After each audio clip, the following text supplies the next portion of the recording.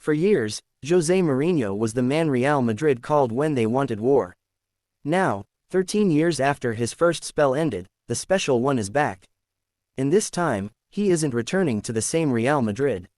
He's walking into a club that has just suffered 2 consecutive seasons without major silverware, lost La Liga to Barcelona, and exited the Champions League in the quarterfinals. So why would Florentino Perez bring Mourinho back now? The answer might explain why this new Real Madrid era could look completely different. Mourinho's first Madrid spell began in 2010. He won La Liga, the Copa del Rey and the Spanish Super Cup. His 2011 12th league campaign was particularly historic, with Madrid collecting a record 100 points. But the ending was messy. There were conflicts, enormous pressure, and a dressing room that became increasingly divided. So when Mourinho finally left in 2013, many assumed that chapter was finished forever. Then everything changed. In early 2026, Mourinho was actually on the opposite side when Benfica faced Real Madrid in the Champions League. Benfica famously beat Madrid 4-2, pushing Real into the Champions League playoffs. And just months later, the man who had helped knock Madrid into trouble was being brought back to fix them. That isn't a normal football story. And it gets even more interesting. Before the appointment became official, Mourinho had dismissed speculation about returning to Madrid as a soap opera. But on June 11, Real Madrid officially announced him as their head coach for 3 seasons, until June 2029. The special one was officially back. But Mourinho wasn't the only change. Real Madrid started rebuilding the squad around him. Bernardo Silva arrived, Ibrahima Konate arrived, Denzel Dumfries arrived, Marc Cucurella arrived, and then came the biggest statement of them all. 19-year-old Yan Diomande joined from RB Leipzig in a deal that could reach €135 million including add-ons, according to reports cited by The Guardian. That would make him the most expensive signing in Real Madrid history. And suddenly, this wasn't simply Mourinho returning. It was a complete reset. Then came another huge development.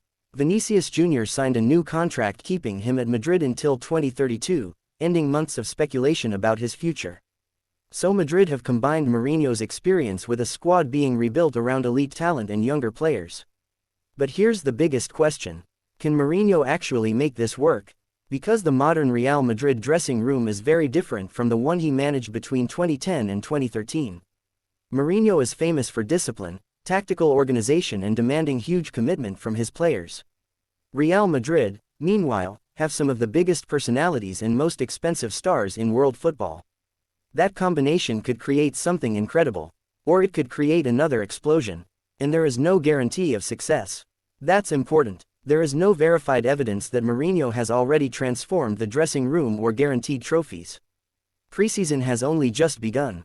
But Mourinho himself has made his mission clear. He has described working for Real Madrid as an honor and a responsibility, saying his focus is helping the players and staff become better while creating a culture of work, responsibility and ambition. That's very different from simply promising trophies. And perhaps that's exactly what Madrid need. The club isn't trying to recreate 2012. It's trying to build something new.